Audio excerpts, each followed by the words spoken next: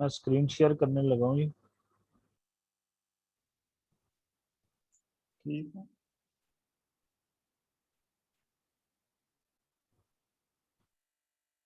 होगी तकरीबन screen share.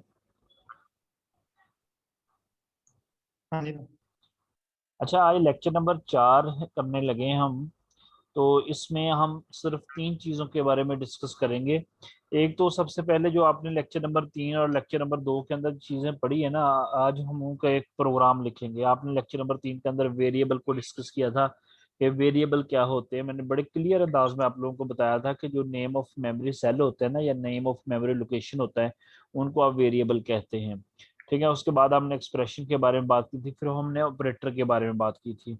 आज हम उन्हीं चीज़ों को ज़रा इस्तेमाल करके देखेंगे कि प्रोग्राम के अंदर हमने इनको कैसे इस्तेमाल करना है। आवाज़ मेरी सही आ रही है? हाँ जी। हाँ अच्छा, तो अब यह सबसे पहले हम एक देखते हैं कि जो प्रोग्राम पहले स्टार्ट में ही है, ये स्टूडेंट्स आपने प्रोग्रामों को अच्छे तरीके से करना है। आप लोगों के असाइनमेंट्स में ना मैंने कोई हेल्प नहीं करनी है, आप लोगों को खुद ही करने हैं। तो जो पहला है, calculate the average age of class of 10 students. हमेशा जब भी कोई आपके पास आपको प्रोग्राम लिखने के लिए कहा जाएगा ना, सबसे पहले आपने स्टेटमेंट को गौर से पढ़ना है। जितनी दफा आप स्टेटमेंट को पढ़ेंगे उतनी ही आप ज्यादा से ज्यादा उसको अंडरस्टैंड कर सकेंगे। तो क्या कह रहे हैं कि calculate the average age of a class of 10 student, यानी एक क्लास के अंदर 10 स्टूडेंट हैं, आपने उनकी एवरेज एज कैलकुलेट करनी है। दूसरी बात कह रहे हैं कि prompt the user to enter the age of the E students, के स्टूडेंट से को कहना है कि भैया आप अपनी एज, यूजर को कहना है कि वो हर स्टूडेंट की एज इंटर करे। ठीक है, अब क्या करना है, मैंने तो यहाँ जो किताब पे लिखा हुआ, मैंने कुछ नहीं आपको पढ़ाना, खुद पढ़ना हुआ पढ़ लेना है। मैं डायरेक्ट चलता हूँ प्रोग्राम लिखने के लिए। उसने कहा कि भैया आपके पास 10 स्टूडेंट्स का आपने एक प्रोग्राम लिखना है, जिसमें 10 स्टूडेंट्स की एज इंटर करवानी है आपने, और फिर उन एज की जो 10 स्टूडेंट्स की जो टोटल एज बनेगी उसकी एवरेज एज हमें बतानी है आपने। तो पहले तो आपको मैंने बताया था कि ये हैश इंक्लूड है, ये तो आपने लिखनी लिखनी 3 लाइनें।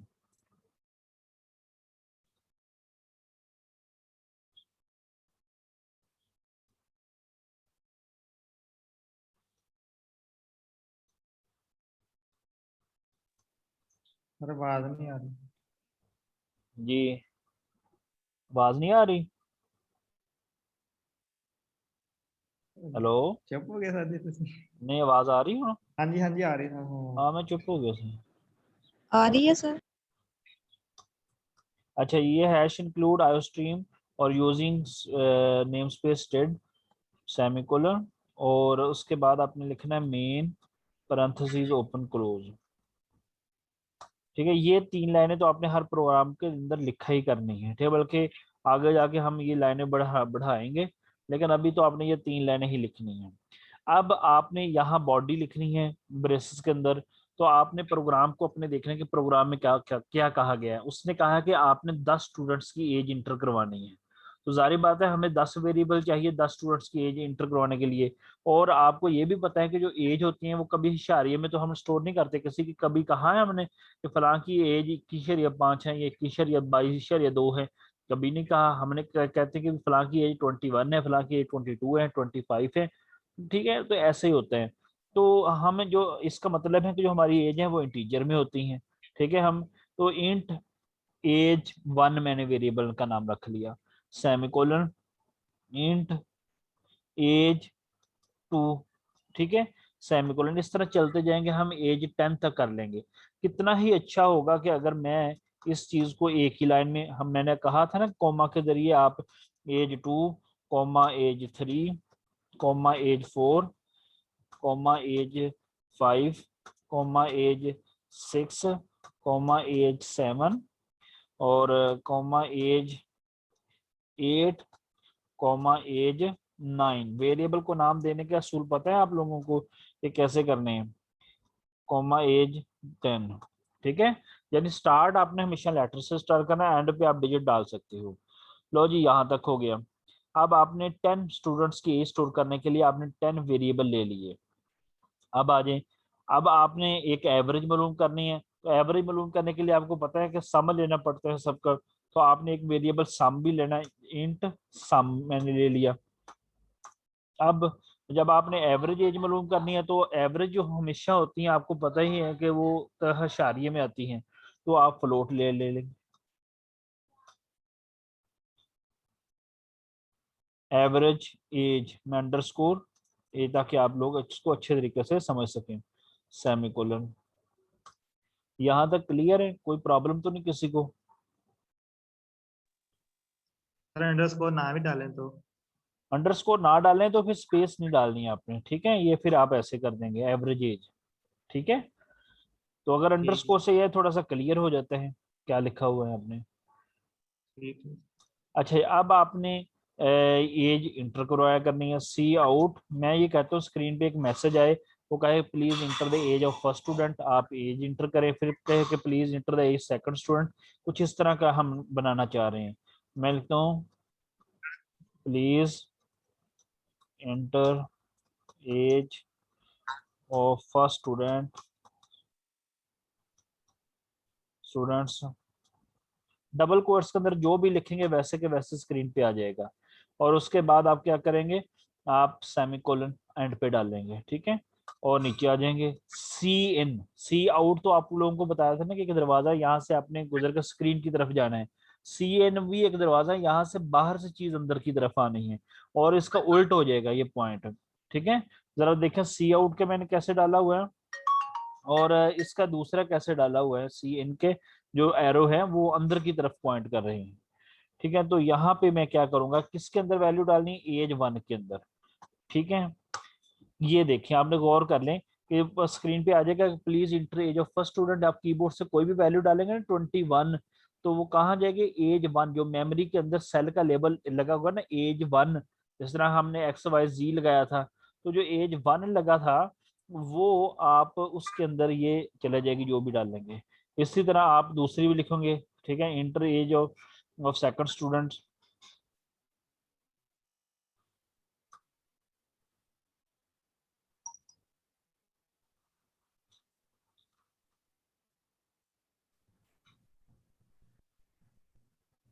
देखिए enter age of second student,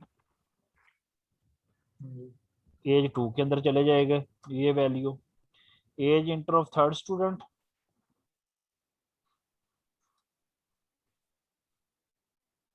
ठीक है, एज 3 के अंदर चला जाएगा। इस तरह age of fourth student, age 4 के अंदर चला जाएगा।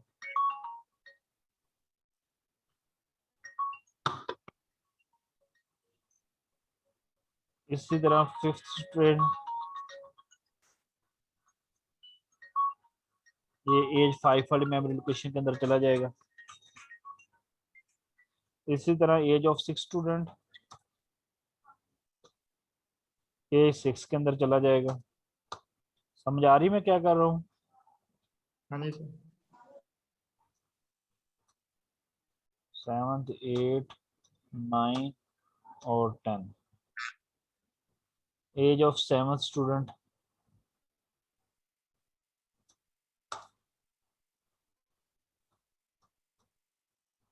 वो एज 7 के अंदर चला जाएगा।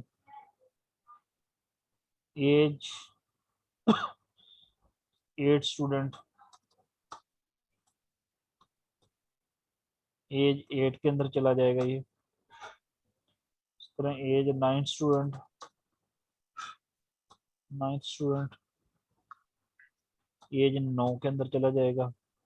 एज इस तरह 10th स्टूडेंट की हम, और एज 10 के अंदर चला जाएगा। ये मेरी एक बात याद रखिएगा कि फर्ज करके देखें ना, ये एज 1 जो आपने डिक्लेरेशन के वक्त यहाँ पे जो स्पेलिंग आपने लिख देने हैं ना, वही आगे आपने स्पेलिंग लिखने हैं। बेशक आप यहाँ एज 1 लिख लें तो आगे भी आपने वही लिखने हैं। अगर आप ऐसा नहीं करेंगे तो एरर आ जाएगा, यानी जो चीज डिक्लेयर होगी वही आगे इस्तेमाल होनी है, दूसरी नहीं इस्तेमाल होनी। यहाँ तक आपने ले ली। अब आपने क्या करना है, सम कैलकुलेट करना है।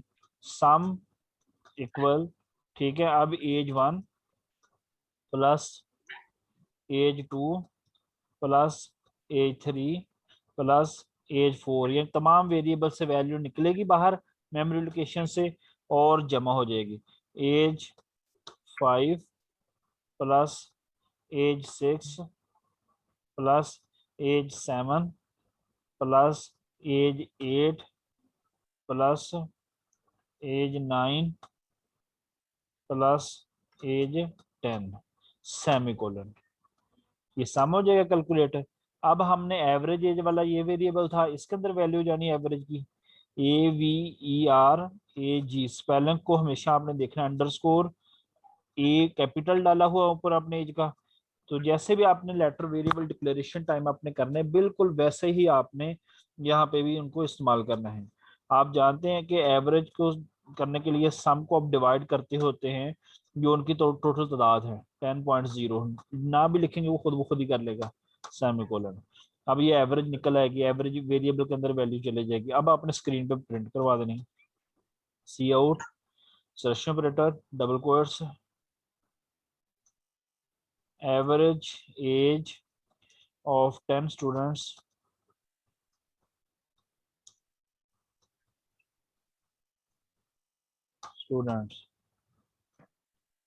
जी। आ गया इंसर्शन ऑपरेटर, इसकी आपने वैल्यू प्रिंट करवानी है, जो डबल कोट्स के अंदर बाहर लिखेंगे उसकी वैल्यू प्रिंट होती थी। VRAG average underscore AGA capital A है AG एज है, ठीक है, और सेमीकोलन। लो जी आपका ये प्रोग्राम लिखा गया है। अब मैं इसको ज़रा सेव करूंगा, फाइल पे क्लिक करूंगा, सेव एज। आपने CS201 का फोल्डर बनाया हुआ था पहले ही, तो यहाँ पे मैंने एज के नाम से स्टोर कर देता हूँ। फर्ज करें इसको मैंने सेव कर दिया। सेव करने के बाद मैं इसको कंपाइल करूंगा।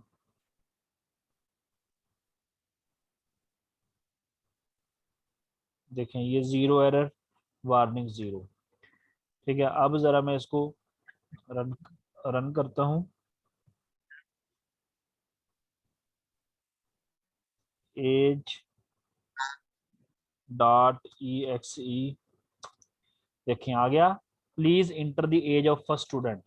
ये क्या हुआ कि जैसे अब मैंने इसको रन किया तो इसने प्रोग्राम के अंदर ये ऑटोमेटिक मेमोरी सेल बना दिए, उनको लेबल लगा दिया, और ये स्क्रीन पे आके यहाँ पे enter age of first student यहाँ पे स्टॉप हो गया। अब वो वेट कर रहा है मेरा कि मैं कोई कीबोर्ड से वैल्यू इंटर करूं। जैसे ही फर्ज करें कि मैं 21 किसी स्टूडेंट की, अभी भी वो वेट कर रहे हैं कि शायद कोई और वैल्यू बड़ी ना हो। वेट कर, जब तक मैं इंटर का बटन नहीं दबाऊंगा, जैसे मैं इंटर का ये बटन दबाऊंगा तो ये 21 को उठाएगा, उसको पता चल जाएगा बस यहाँ तक ही नंबर है। वो 21 को उठाएगा, मेमोरी के अंदर जिस सेल का लेबल एज 1 लगा होगा उसके अंदर 21 डाल देगा। समझ आ गई मेरी बात? ठीक, हाँ जी सर। ठीक है, ये देखें डाला, जैसे ही डाला और उसने डाल के अगला मैसेज प्रिंट करवा दिया, इंटर एज ऑफ, सॉरी यहाँ पे सेकंड आना था लेकिन हमने 2 दफा फर्स्ट लिखा हुआ है, चलो कोई मसला नहीं है। ठीक है, तो फिर 22 मैंने लिख दिया। अब enter age of second student 23, enter age of the, ठीक है, यानी जो भी वैल्यू डाल के मैं इंटर दबाता हूँ तो वो वैल्यू उठा के उस मेमोरी सेल के अंदर डाल देता है। ठीक है, हाँ जी। तो 34, ठीक है, इसी तरह मैं करता जा रहा हूँ। 9 स्टूडेंट, ठीक है, लो जी उसने आखिर में message enter age of the 10 students 31.9, ठीक है, उसने निकाल के हमें रिजल्ट दे दिया।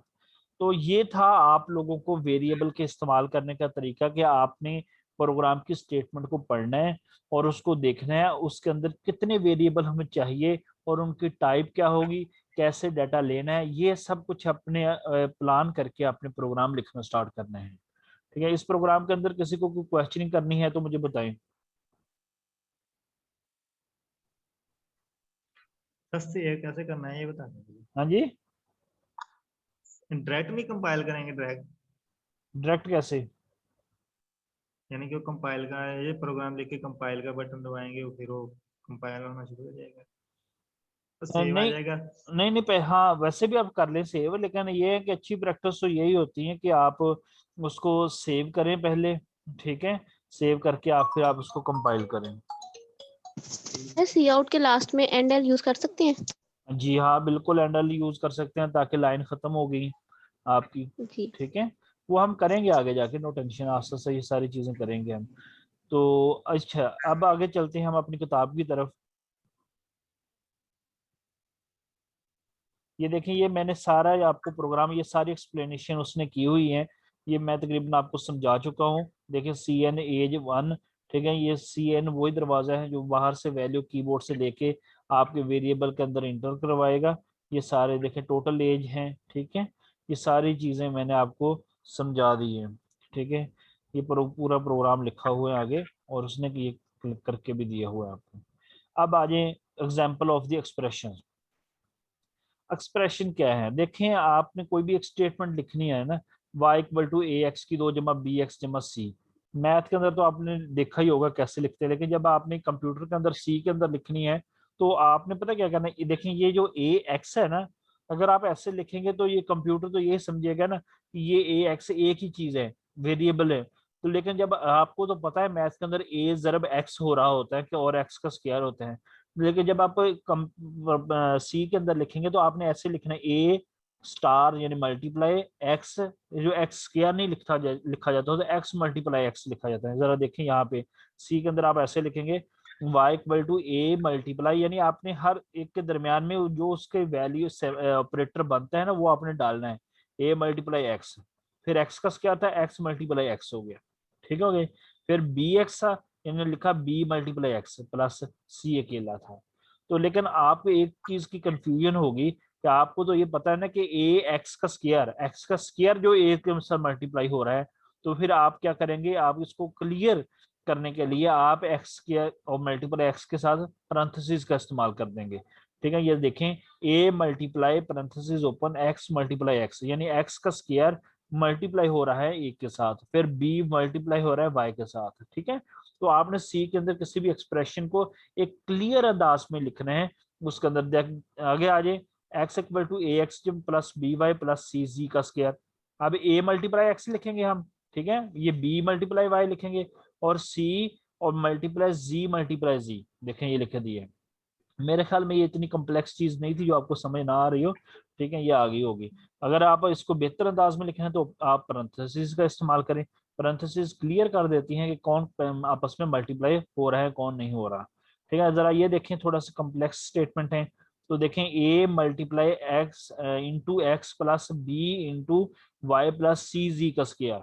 जरा देखें थोड़ी सी कम्प्लेक्स चीज है यहाँ पे, ठीक है, यानी देखें ए ये मल्टीप्लाई हो रहा है यहाँ पे, तो यहाँ पे भी स्टेरिक आ जाएगा, A multiply X plus B, B यहाँ पे भी स्टेरिक आ जाएगा, फिर Y plus C multiply Z, देख लें ये चीज, ठीक है। तो लिहाजा आपने जो प्रेसिडेंस को ऑपरेटर की उसको अपने जहन में रखना है, और उसी के मुताबिक आपने कोई भी एक्सप्रेशन को हल करना है। पेपर के अंदर या किसी भी आपको भी टेस्ट देने जाए प्रोग्रामिंग के हवाले से हो, उसमें ऑपरेटर की प्रेसिडेंस के हवाले से कोई ना कोई एक सवाल लाजमी आ जाता है, ये बात आप अपने जहन में रखिएगा। आपका जो पेपर होगा उसमें भी 2-3 क्वेश्चन आए या नहीं, ठीक है। देखें एक्स इक्वल टू 2+, ठीक है, इसको हल करने की कह रहा है, तो आप क्या करें 4×3 = 12, 12×2 = 14 जवाब आ जाएगा। अगर पैरेंथेसिस को हम चेंज कर देंगे, देखें फिर ये पहले होगा 4×2 = 6, 6×3 = 18 जवाब हो जाएगा, ठीक है। सिर्फ पैरेंथेसिस को ही चेंज करने से हमारा जो रिजल्ट है वो चेंज हो रहा है। आगे देखें b की 2 - 4ac/2a, ठीक है, तो आप कैसे लिखेंगे b की 2 और b ज़रब b लिखेंगे, देखिए -4ac 4 × a × c और डिवाइड बाई 2 × a, ठीक है। देखें ब्रैकेट का इस्तेमाल किया, क्लियर हो गया। अगर आप ब्रैकेट का नहीं करेंगे तो फिर इसका मतलब कि देखें ये मल्टीप्लाई डिवाइड पहले हो जाएगा, ये 2 डिवाइड होगा फिर बाद में ही होगा, तो लिहाजा हम पैरेंथेसिस को बेहतर अंदाज में इस्तेमाल करेंगे, ताकि यानी इसका मतलब पहले 2a आपस में मल्टीप्लाई होगा, फिर वो ऊपर वाले के साथ आपस में मल्टीप्लाई होकर जो जवाब आएगा उसको डिवाइड करेगा।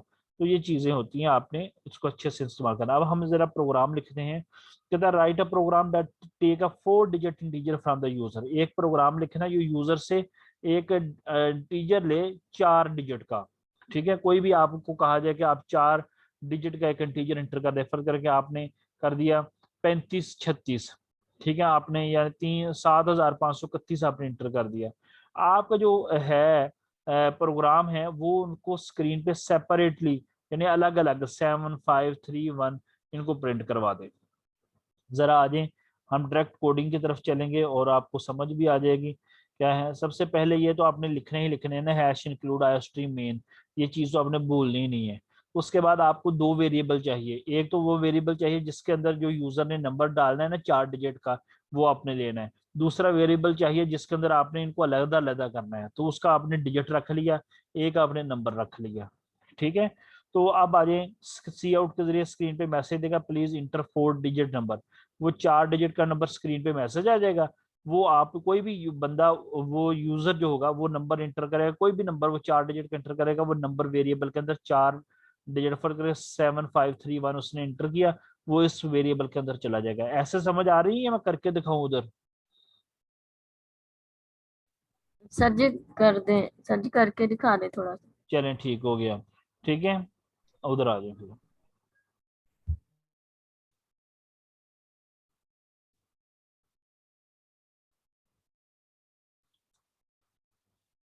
अच्छा, हमने पहले वेरिएबल लेने होते हैं। एक तो हमने नंबर लेना है, नंबर, दूसरा हमने लेना है डिजिट। डिजिट दोनों वेरिएबल ले ले। अब हम यूजर को कहेंगे, मैसेज देंगे कि आप करवाएं, इन नंबर इंटर करवाएं, इंटर नंबर।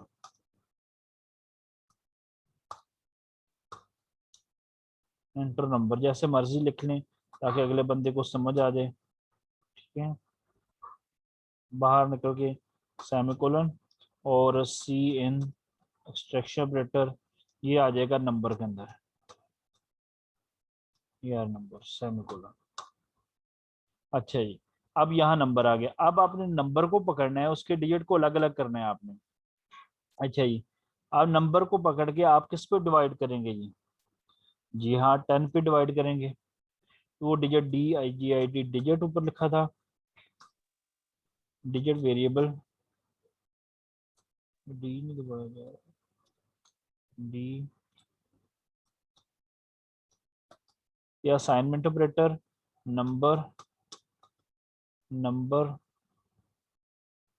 या मॉडुलस लगा लेते हैं हम, मॉडुलस 10। अब आप फर्ज करें कि आपके पास 1 2 3 4 है, अब आपके पास कागज पेंसिल होगा, आप उसको जरा पकड़ लें, तो आप देखें कि 1 2 3 4 4 डिजिट बनते हैं ना। 4 को 10 पे डिवाइड करें, रिमाइंडर क्या बचेगा? जी हाँ, रिमाइंडर आपके पास अगर आप देखेंगे करके उसको तकसीम, तो आपके पास रिमाइंडर 4 बचेगा। ऐसे ही डिजिट की वैल्यू 4 आ जाएगी। अब आपके पास डिजिट की वैल्यू कितनी आ गई? 4। Number, number equal to number divide by 10 semicolon. हाँ जी, यहाँ तक समझ आ गई आप लोगों को? जी सर। अब दोबारा थोड़ा सा एक मिनट, ये मैं आप अपने, आपके पास कागज पेंसिल होगा ना, आप जरा उसको भी अपने इस्तेमाल करें थोड़ा सा। जी हाँ, आप एक नंबर लिखो 1234, यानी 1 2 3 4, उसको 10 पे तकसीम करो जरा।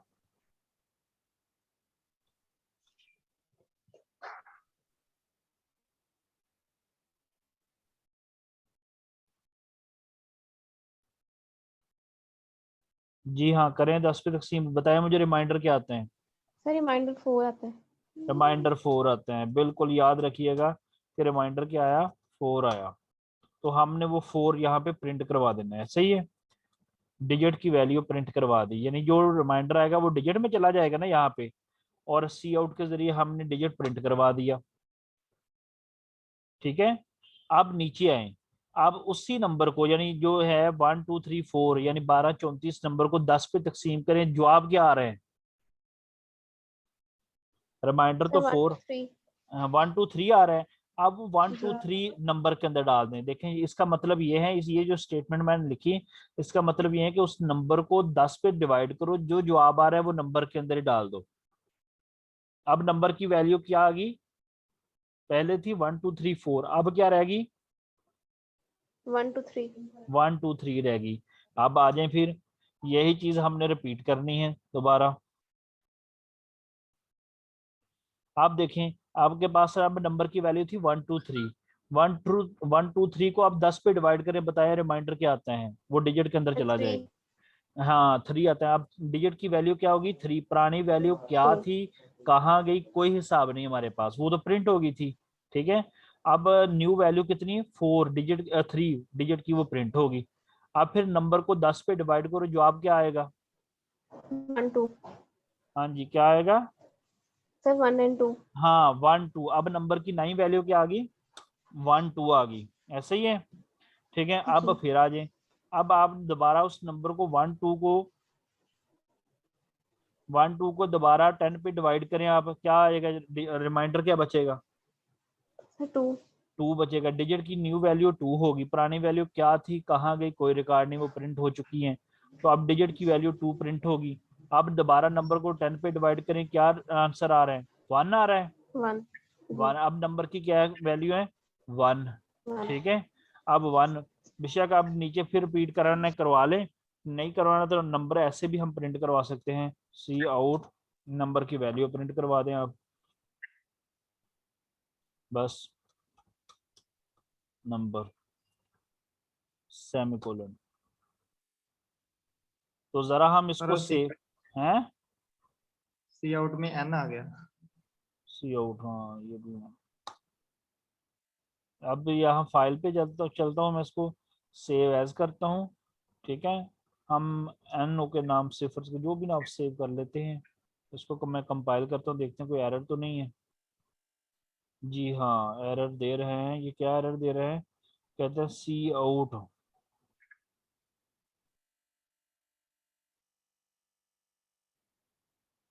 हाँ सी आउट डिजिट को कह रहे हैं, या क्या एरर हो सकते हैं,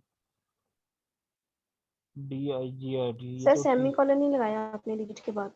ये लिखा तो हुआ है सेमीकोलन।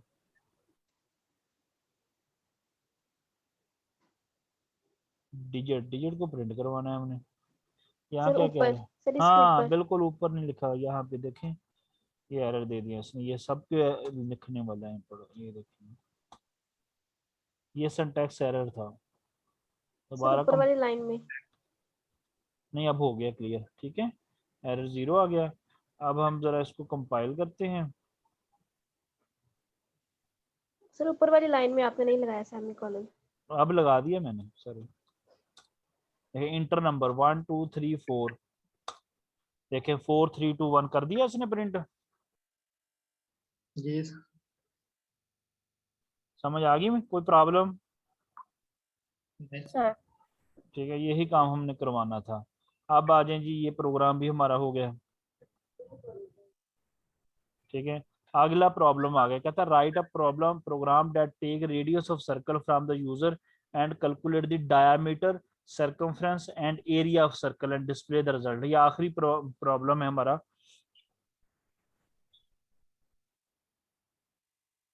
7 मिनट में हमारा हो जाएगा ये मेरे ख्याल में, तो 7 मिनट दे रहे हैं वो जूम टाइम। हो जाएगा। अच्छा कहते हैं आपने एक प्रोग्राम लिखे जो रेडियस लेगा।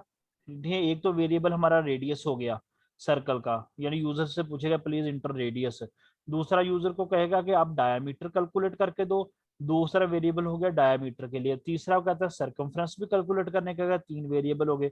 चौथा वेरिएबल कहेगा एरिया भी मालूम करके दो, और सबको स्क्रीन पे प्रिंट करवा देगा। बड़ा इंटरेस्टिंग है प्रोग्राम। ठीक है, बड़ा अहम प्रोग्राम भी है। जरा आगे हम चलते हैं यहाँ पे। हमें कितने वेरिएबल चाहिए, एक तो हमने रेडियस लेना है, रेडियस के लिए मैं अच्छा आर ले लेता हूँ। ठीक हो गया जी। तो अब आगे सेमीकोलन। अब डायमीटर भी लेना है, डायमीटर मैं फ्लोट ले लेता हूँ, ये सारे फ्लोट। डायमीटर के लिए मैं डी ले लेता हूँ, आपकी मर्जी जो मर्जी, आप DIR भी ले सकते हैं। सर्कमफ्रेंस के लिए मैं CIR ले लेता हूँ, और एरिया के लिए मैं ए ले लेता हूँ। ठीक है जी। अब आ जाइए, C out double quotes enter radius,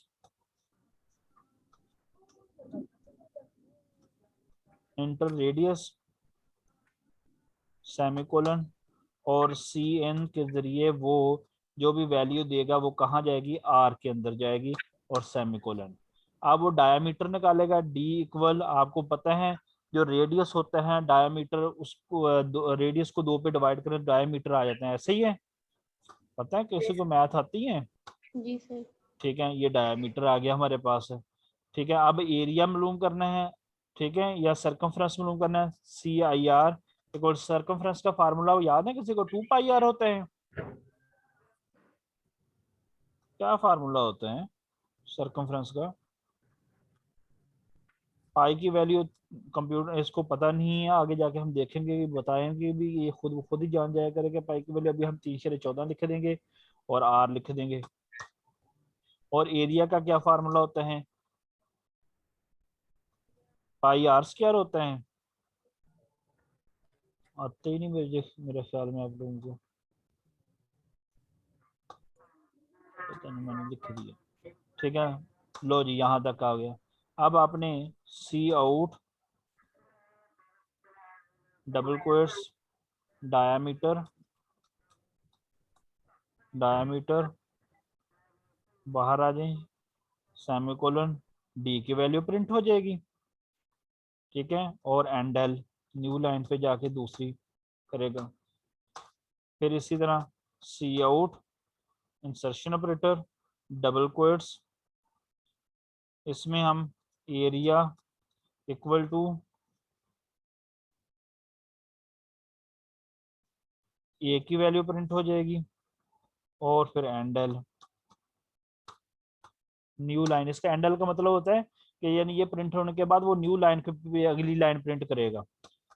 सी out insertion operator double quotes के अंदर सरकमफ्रेंस लिखा आ जाएगा, सरकमफ्रेंस।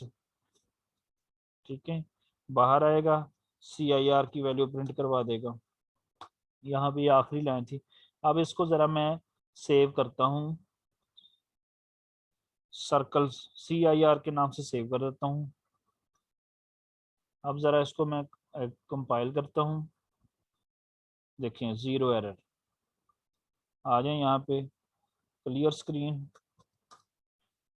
अच्छा, ये सी आई आर था हमारा, डॉट ई एक्स ई, कहता है इंटर रेडियस, मैंने 25 रेडियस इंटर, देखें डायमीटर भी निकाल दिया उसने, एरिया भी निकाल दिया, सरकमफ्रेंस भी निकाल दिया। समझ आ गई? कोई प्रॉब्लम तो नहीं बनी आप लोगों को समझने में? नहीं सर। सर थोड़ा सा repeat कर दो। देखें, ये है कि आपने 3 वेरिएबल, एक रेडियस का ले लिया, एक डायमीटर का ले लिया, एक सरकमफ्रेंस का ले लिया, और आपने एक एरिया का ले लिया। इंटर रेडियस आपने यूजर करने को इंटर करने के कहा, उसने 25 दे दिया, या कोई भी दे देगा। तो फिर आपने फार्मूले आगे लगा दिए, फिर जो रेडियस को 2 पे डिवाइड करते हैं उसका डायमीटर निकल होता है, सरकमफ्रेंस का 2 पाई आर फार्मूला होता है, और एरिया का पाई आर स्क्वायर होता है। ठीक है, तो ये सारे वो कैलकुलेट करके, यानी इसको कैलकुलेट करके डी के अंदर वैल्यू डाल देगा डायमीटर की, सरकमफ्रेंस को कैलकुलेट करके सी आई आर वेरिएबल के अंदर वैल्यू डाल देगा, और एरिया को कैलकुलेट करके ए के अंदर डाल देगा। अब स्क्रीन पे डायमीटर इक्वल, ये देखें डायमीटर इक्वल, और जो भी वैल्यू बनती थी वो प्रिंट करवा दी उसने डी की, और इस तरह एरिया इक्वल, जो भी एरिया की वैल्यू बनती थी वो प्रिंट करवा दी, सरकमफ्रेंस इक्वल, जो सरकमफ्रेंस की वैल्यू बनती थी वो उसने प्रिंट करवा दी। ये था हमारा प्रोग्राम। क्लियर है? हाँ जी। ये जी देखें, ये मैंने ये सारा आपको प्रोग्राम करवा दिए हैं, आपने लिखा हुआ है। ये लेक्चर नंबर 4 खत्म हो गया है।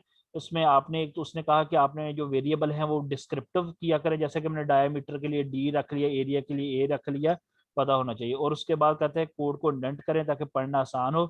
देखें हर लाइन ये थोड़ा सा आगे होके ये शुरू हो रही है, इसका मतलब इंडेंट करें ताकि पढ़ना अगले बंदे को आसान हो। पैरेंथेसिस का इस्तेमाल करें आगे जब आपने कोई एक्सप्रेशन लिखना है, ताकि किसी बंदे को कोई प्रॉब्लम ना हो।